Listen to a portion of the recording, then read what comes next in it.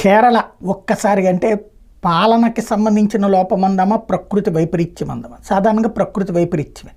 ఇప్పుడు ప్రభుత్వం తీవ్ర ఇబ్బందులు పడుతున్నటువంటి పరిస్థితి. ఎంతమంది చనిపోయారో లెక్క కూడా తెలియదు.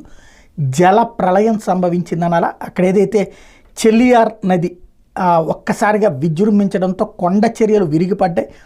మలప్పురం, అట్లాగే ముందక్కాయ్, ముందేరి, మెప్పల్లి, వైతిరి, కల్వట్ట, అట్టమల, నల్లమట్ట, చురల్మలాయ్.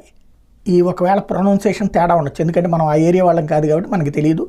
బట్ వచ్చినటువంటి కొన్ని పదాలు చూస్తే ఇవి ఆయా ప్రాంతాలలో ఒక్కసారిగా విరుచుకుపడటంతో దాదాపు 400 మంది ఏమో కొండలపైకి వెళ్ళి ఉండాల్సి వచ్చింది.